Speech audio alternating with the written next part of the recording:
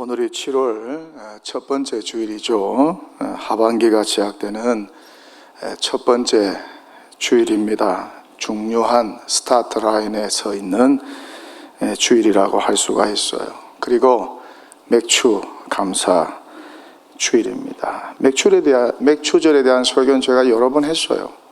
그러니까 성경적 의미는 저의 과거 영상 설교를 참조하시면 되겠습니다. 저는 맥주 감사 주일을 상반기 6개월이 끝나고 하반기가 시작되는 6개월이 시작되는 그 스타트 라인으로 늘 생각하면서 지내고 있어요.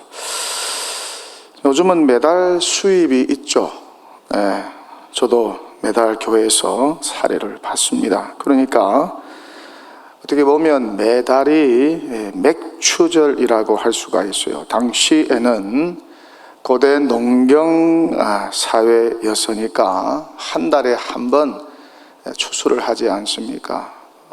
과거에 농사 지어 보신 분들은 다 잘 아시겠지만 이것이 감사해서 첫 수확을 하나님께 바칩니다. 그런데 요즘 밀재배하는 분들이 드물죠. 그것도 밀의 첫 수확을 하나님께 바치는 사람은 거의 없을 거예요. 이런 면에서 보면 맥주절의 현대적인 의미는 11조와 맥락을 같이 하는 것 같아. 그런 생각을 해봅니다. 요즘은 농경시대가 아니잖아요.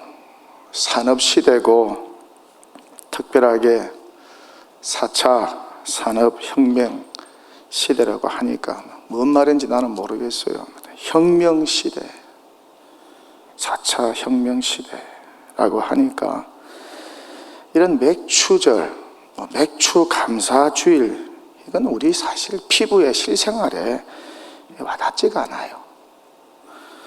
하지만은 첫 추수와 수확에 대한 감사로 그 첫 열매를 여호와께 바치는 절기로 맥주절을 이스라엘 백성들이 지켰으니까, 광야교회 성도들이 지켰으니까 우리도 상반기 6개월 동안에 땀 흘린 것에 대한 대가를 여호와 하나님께서 주셨으니 감사하면서, 일하고도 대가를 받지 못하는 분들이, 사업하고도 망한 분들이 있잖아요. 펑크난 분들이 있잖아요. 이번 코로나 때에 얼마나 문을 많이 닫고 펑크난 중소상인들이 많습니까? 실직한 분들 많습니까?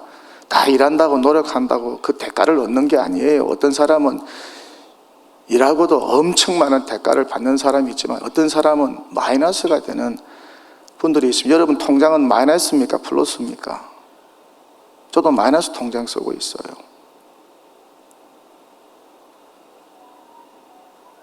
그러니까 일한 대로 이렇게 얻게 되는 것도요, 일했는데 사장님이 월급 주는 것도 사실은 복이라니까요. 안 주고 도망가고 망하면은 받지 못하잖아요. 또 앞으로 하반기 6개월 동안 우리의 노력과 땀 흘림에 대하여 보상을 주실 줄 믿고 미리 감사하면서 이 맥주 감사 주일을 보낸다면은 굉장히 의미가 있을 것 같아요. 여러분의 올 상반기는 어떠하셨습니까? 올 상반기 평가를 해보시면 어떠하셨던 것 같으세요? 교회적으로는 참 힘들었죠. 연말 연초에 저와 전 교육자가 자가 격리를 당하고, 교육자 한 분이 장례식 가서 확진돼 와가지고 교육자들 직장 내 감염으로 그렇게 되어서 모두가 검사를 받고 확진 안 된 사람까지 격리를 당했어요. 힘들더라고요. 여러분 격리 당해 보셨어요? 한 2주간 방에서 혼자 있으니까 답답하고 바깥 세상도 그립고 힘들더라고요. 근데 사람이 조금 겸손해지더라고요. 인간이 얼마나 완악하고 교만합니까? 그러니까 가끔 한 번씩 자가격리도 필요한 것 같아요. 너무 자가격리된다고 괴로워하지 마. 오히려 감사하세요.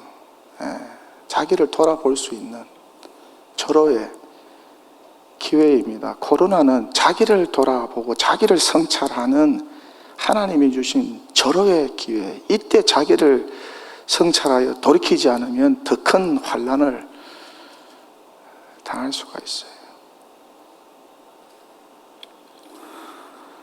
또 교회는 연말 연초 가장 바쁜 2주간 폐쇄가 되고 그렇잖아요. 교회가 폐쇄가 됐잖아요. 선구영신 예배, 신년 감사 예배 못 드렸어요. 아마 우리 교회 역사상 처음 있는 초유의 사태였을 거예요. 또 성탄절 예배 때 유아 세례에 참석한 유아들과 학부모들 그리고 찬양대원들 또 예배위원들 모두가 다 코로나 검사를 받았잖아요. 그 목사님 한 분 때문에. 그리고 같이 교역자실에 있었던 몇 교역자가 그 성탄절 예배 유아 세례식을 섬겼다고 해서 혹시나 해서 동대문 보건소에 이제 전부 다 코로나 검사를 받으라고 통지가 왔죠. 이때 제가 자가격리 중이었어요. 정말 피를 말렸습니다. 편안하게 잠을 자지 못했어요. 며칠간 계속 검사를 받는 거예요. 결과가 나오는 거예요. 그러면 서기 장로님하고 행정 목사님이 저한테 보고를 해 줍니다. 확진자가 나올까 봐, 특별하게 유아들이 확진자가 나올까 봐 굉장히 신경이 많이 쏘였어요. 네. 특별하게 유아들 중에 확진자가 나오면 얼마나 마음이 아픕니까? 그 모든 책임은 교회 대표인 담임 목사가 지는 거 아니겠어요? 대표직이라는 것이 굉장히 막중하고 무겁습니다. 책임감이. 모든 책임은 대표가 다 져야 되니까 참 힘든 직이에요. 나라의 대표는 대통령이신데 기도 많이 해드리세요. 뭐 잘못하면 전부 대통령 책임이라고 그러잖아요. 전부 다 대통령님한테 프로젝션 하잖아요. 사람들이 그렇잖아요. 상관없는 것도 전부 다 대통령님 책임이라고, 대표 책임이라고, 가장의 책임이라고 다 그러잖아요. 잘못하면 또 끌어내리잖아요. 뭐 그런 세상인데 뭐 지역교회 담임 목사 좀 못하는 거 끌어내리는 거 그 쉬운 일이죠. 올렸다가 내렸다가.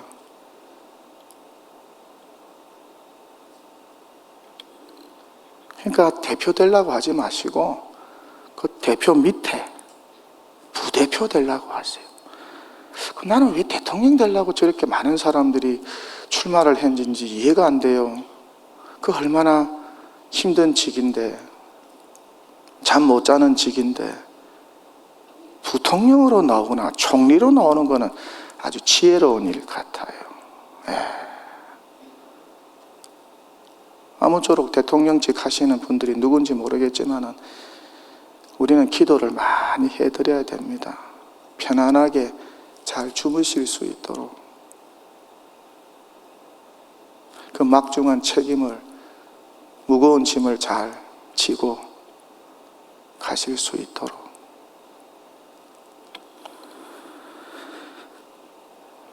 다행스럽게 한 사람도 확진이 안 되었어요. 또 천마산 기도원 폐쇄가 되고 이로 인한 재정적인 손실은 이루 말할 수가 없어요. 폐쇄돼도 계속해서 인건비 나가죠. 건물 관리비, 운영비 나가죠. 뭐 우리가 뭐 10,000명 나오는 교회도 아니잖아요. 거기까지 운영하려고 하니까 얼마나 힘들겠어요.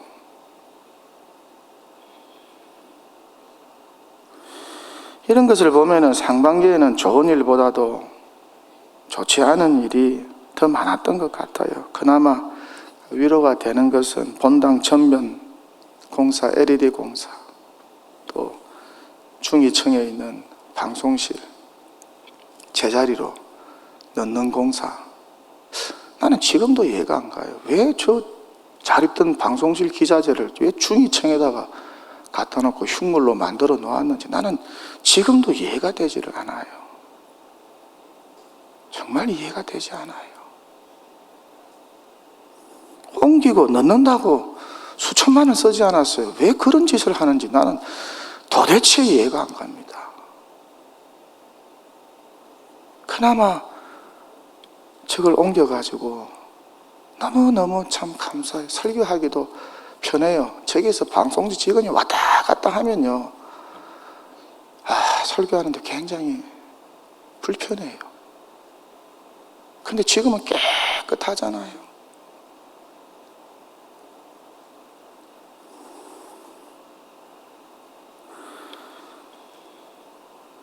코로나 때문에 더욱 힘들었죠. 교인수 반타작, 재정 반타작. 우리 교회만 그렇게 했으면 다 그렇잖아요. 그러니까 교회들마다 다 모든 책임을 목사님한테 지웁니다. 담임 목사님이 설교를 못해서, 능력이 없어서, 목회 자질이 없어서, 인격이 안 돼서, 기도를 등한히해서 다 담임 목사 때문에 교인들 수가 줄고 재정이 줄었다고, 부흥성장 발전해 것도. 그래서 쫓아보내는 교회들도 있어요. 그 목사님이 너무 짐이 무거워서 그냥 자원해서 사임하는 분도 있고요. 직장 세계도 마찬가지잖아요.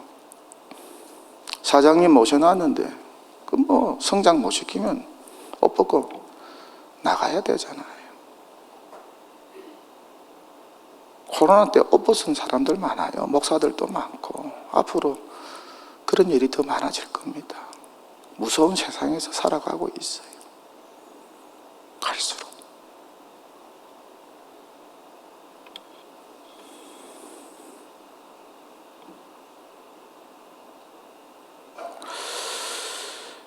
그래서 축구 경기에 비유하면은 전반전 경기는 졌다고 할 수가 있어요. 그렇게 평가를 해봅니다. 그래서 이제 올해의 후반전인 6개월 하반기가 시작되는 이 시점에서 스타트 라인에서 승리에 대한 각오와 기대, 특별하게 역전승에 대한 꿈과 기대와 소망을 한번 가져보면 어떨까. 스타트 라인이 중요하거든요. 그 각오와 자세가 제가 육상 선수를 해봤기 때문에 잘 알아요. 역전승보다 더 아찔하고 기쁜 일도 없죠. 예. 좀 있으면 이제 일본에서 올림픽 하니까 여러 멋진 경기들이 이제 만들어질 건데 역전승보다 통쾌한 승리가 없어요. 저도 역전승 있는 경기 보면 너무너무 통쾌하더라고요. 우리 예수님도 역전승 하셨죠. 전반기에는 실패했으나 후반기에는 역전승 하셨어요. 십자가에서 죽고 부활하셨어요. 역전승 하신 분이 예수님이셨어요. 그러니까 우리가 어떤 마음의 자세로 오늘부터 시작되는 하반기 6개월 경기를 임해야 할까? 출발해야 할까? 뛰어야 할까? 오늘 성경의 주인공 요셉을 보세요. 인생 전반전은 졌다고 볼 수가 있어요. 꿈을 꾸었지만은 결국 좌절되었죠. 못된 형들의 방해로 좌절이 되었어요. 못된 형들의 방해. 그러니 형들 잘 만나야 돼요. 형들 잘 만나야 돼요. 아무리 동생이 실력이 있어도 못된 형들 만나면 길을 펼 수가 없어요. 실력을 제대로 발휘할 수가 없어요. 동생들한테 잘해주세요. 잘해드리세요.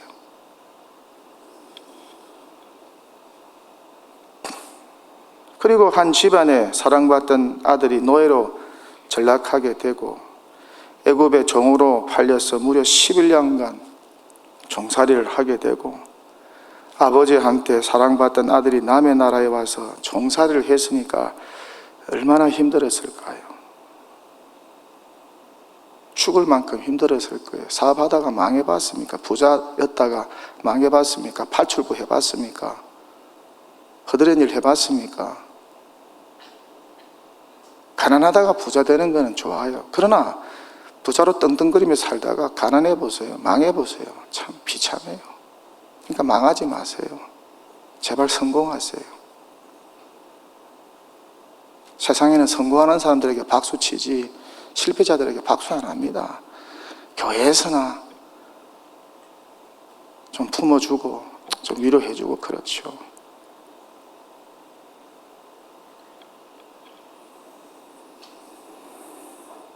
그리고 또 옥살이 했잖아요. 옥살이 2년간 옥살이를 합니다. 그런데 요셉은 잘못한 게 없어요.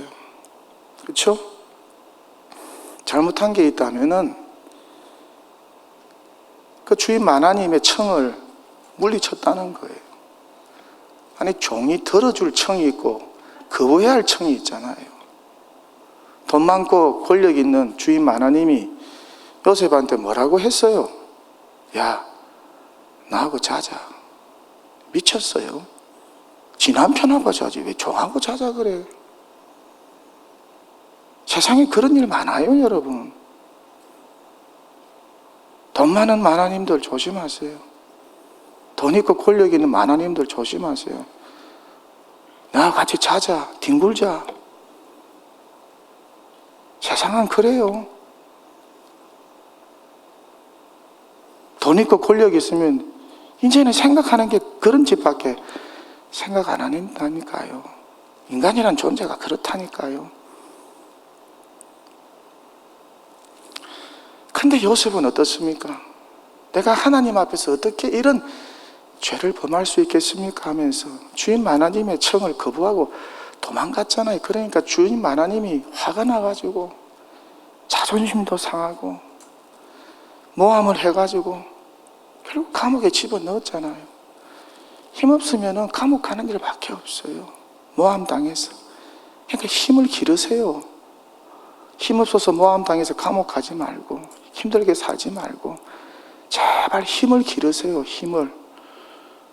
교회에서만 힘 기르지 말고 세상 밖에 나가서 좀 힘 기르고 떵떵거리면서 좀 살아보세요. 힘없으면 모함 당한다니까요. 감옥 간다니까요. 할 수 없어요. 그게 세상이에요.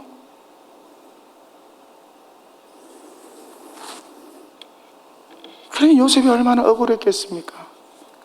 여러분도 크고 작은 억울한 일 많이 당해보셨죠? 저도 많이 당해보았어요. 그럴 땐 정말 억장이 무너지죠. 약자의 서러움. 그러니까 힘을 길러야 되는 거예요. 약자의 서러움을 안 당하려면 강자가 되어야 되는 거예요.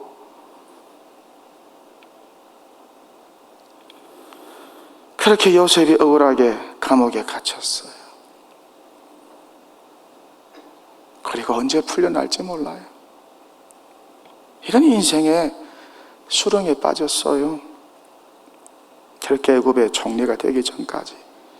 요셉의 인생 전반전은 완전히 실패, 패배, 좌절, 절망, 구렁텅이였습니다. 축구 경기로 하면 완전하게 대패였고, 야구 경기로 말하면 7회 골드게임으로 끝나기 직전이었어요. 그런데 어떻습니까? 이런 인생 전반전의 위기 속에서 그는 꿈을 꾸었어요. 후반전에 대한 기대와 꿈을 가졌어요.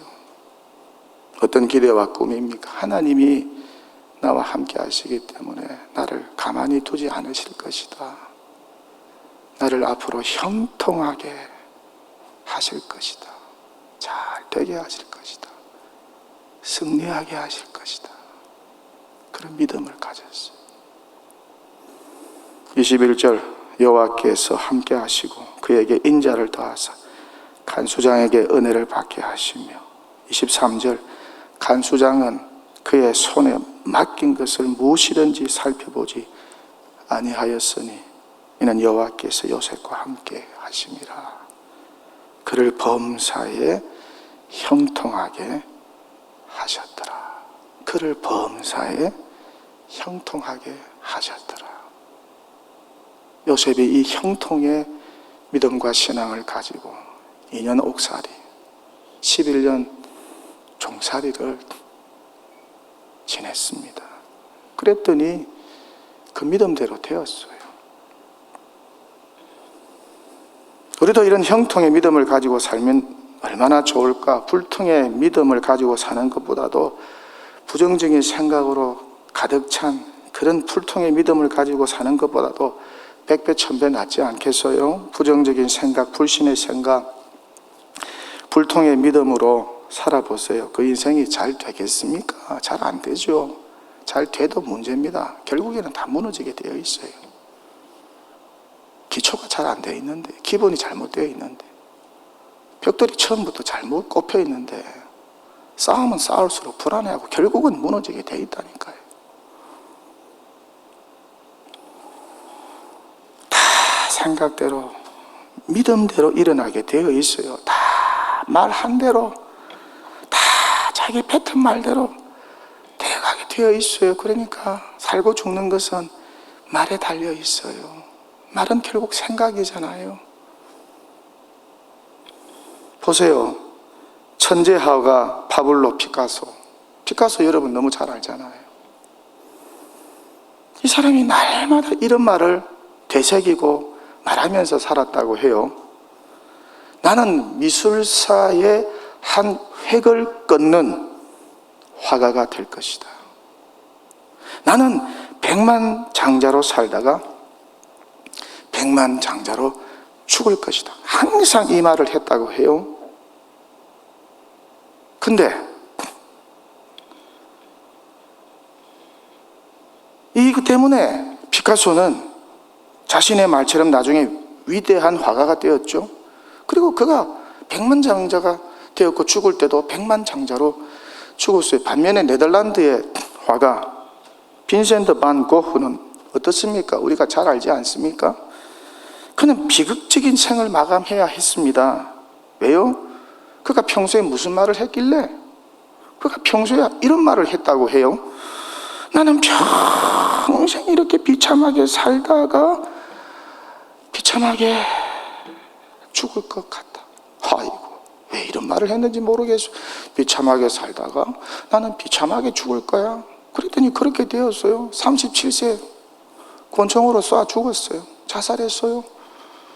근데 피카소는 92세까지 건강하게 살았어요. 장수하며 살았어요. 백만장자로 살았어요. 다 말한 대로, 생각하는 대로 되는 거예요. 된다고 하면 되는 것이고 안 된다고 하면 안 되는 거예요. 벌써 그 출발 라인에서 끝난 거예요. 그러니 생각이 중요하고 그러니 말이 중요합니다. 말한 대로 내 귀에 들린 그 말대로 인생이 만들어지는 것이죠. 그러니 늘 잘 될 것이라는 이 형통의 믿음을 가져야 되지 않겠습니까? 하반기 첫 번째 주일 스타트 라인에 우리 모두가 서 있어요. 어떤 생각, 어떤 말을 가지고, 어떤 기대를 가지고 지금 스타트 라인에 여러분이 서 있으세요? 여러분의 생각에 무엇이며 여러분의 언어는 어떤 언어입니까? 어떤 조각의 형상을 만들고 있습니까? 그 모양은 또 어떤 것 같습니까? 다 인생 자기 하기 나름이에요. 생각하기 나름이고 말하기 나름이고 신앙생활도 마찬가지. 그래서 예수님이 뭐라 그러셨어요? 많은 사람들, 환자들 예수님께 와서 병 고쳐달라고 했을 때 예수님 뭐라고 말씀하셨어요? 내 믿음대로 될지어다. 내 확신대로 될지어다. 네 생각대로 될지어다. 네 말대로 될지어다. 그렇게 공을 던졌어요. 네가 알아서 해라. 믿으려면 믿고 안 믿으려면 안 믿고 너에게 의해서 결정이 된다. 네 생각과 말에 의해서 결정이 된다. 그렇게 말씀을 하셨어요. 이야기 안 하고 설교를 마칠까 합니다. 뉴욕타임즈에서 한 사람에 대해서 이렇게 소개를 하고 있어요. 그는 베스트셀러 작가다. 전 세계를 돌며 강연하는 복음 전도자다. 세르비아 출신의 신실한 목회자인 아버지 보리스와 어머니 두시카 사이에서 장남으로 태어났다. 8살 이후 그는 3번이나 자살을 시도하였으나 부모의 전폭적인 지원과 사랑 아래 양육을 받았다. 부모의 교육 철학으로 정상인이 다니는 중고등학교를 다니며 학생회장을 지냈고 오스트레일리아 로건 그리피스 대학에서 회계와 경영을 전공했다. 그는 스케이트보드를 타고 서핑을 타고 드럼을 연주하고 골프공을 치고 컴퓨터를 한다. 15세에 예수님을 인격적으로 만났고 19세 때 첫 연설을 시작한 아래 학생교사 청년 사업가 여성 직장인 및 교회 성도 등 다양한 청종을 대상으로 연설해 왔다. 그는 결혼하여 자녀를 두고 있으며 현재 미국에서 전 세계에 희망의 메시지를 전할 목적으로 세워진 비영리 단체인 사지가 없는 삶의 대표로 있다. 장애를 극복하고 꿈을 이루는 그의 긍정적인 삶의 태도는 많은 사람들과 미디어의 이목을 집중시켰고 전 세계에 큰 희망의 메시지를 전달했다. 그는 지금 부인 가나에와 아들 기요시와 함께 미국 캘리포니아에 살고 있다. 누굴까요? 그의 이름은 닉 부이치치라고 합니다. 닉 부이치치. 아마 들어보신 분 있을 거예요. 한국에도 왔고 책도 썼고 방송에도 나왔고 큰 교회에서 간증도 했어요. 팔다리가 없는 장애를 가지고 태어났죠. 지금은 목사가 되었어요. 그는 말합니다. 내가 가지지 못한 것보다 내가 가진 것에 집중하세요. 스스로 한계를 정하지 마세요. 나는 날마다 새로운 것에 도전합니다. 세상에는 완벽한 나무와 꽃이 있나요? 우리는 다 다르게 생겼기 때문에 아름답습니다.